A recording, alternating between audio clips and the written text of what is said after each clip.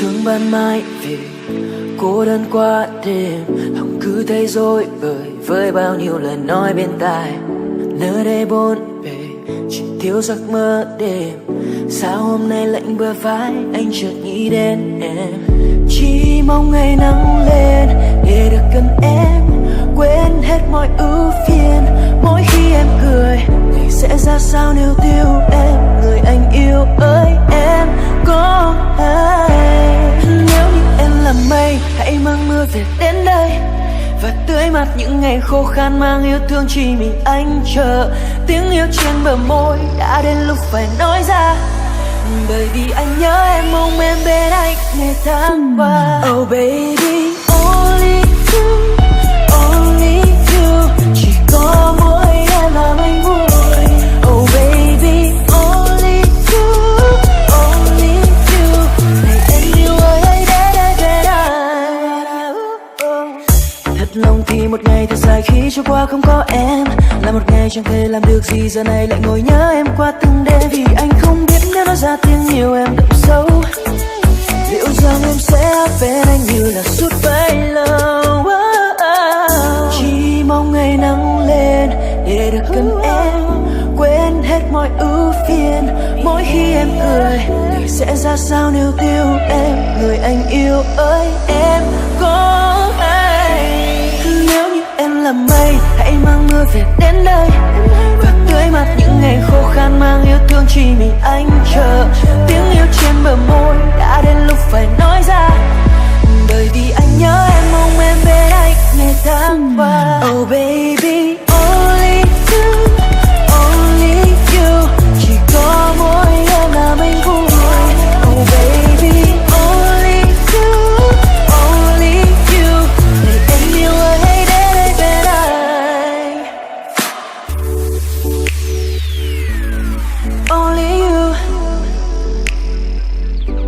and only you, only you.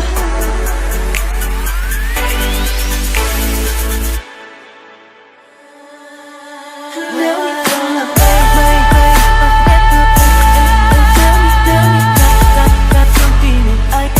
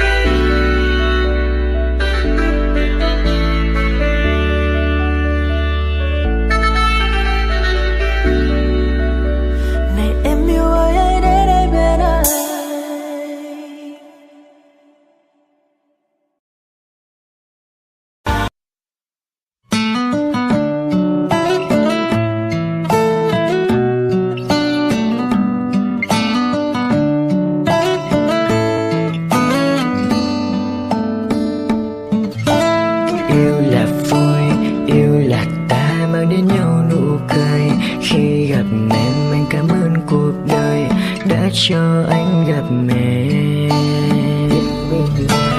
bên cạnh em, anh cười vui như chiếc con ngày nào. Có được em anh vẫn luôn tự hào. Happy happy happy happy happy. Chỉ cần em cười anh thấy vui, ta cùng bên nhau trải qua buồn đau.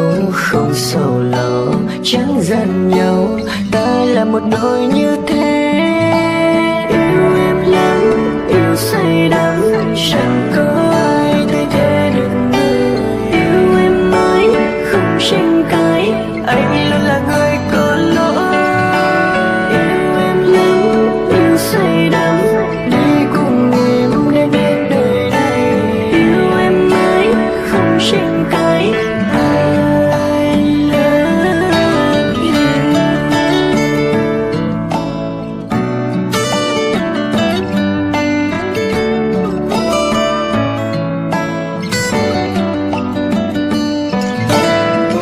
love you.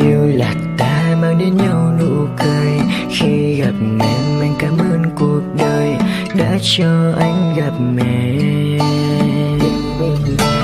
Bên cạnh em anh cười vui như chỉ con ngày nào. Có được em anh vẫn luôn tự hào. Papi papi papi papi pi. Chỉ cần em cười anh thấy vui. Ta cùng bên nhau trải qua buồn đau. Không sầu lo chẳng giận nhau. Ta là một đôi như thế. Yêu em lắm, yêu say đắm.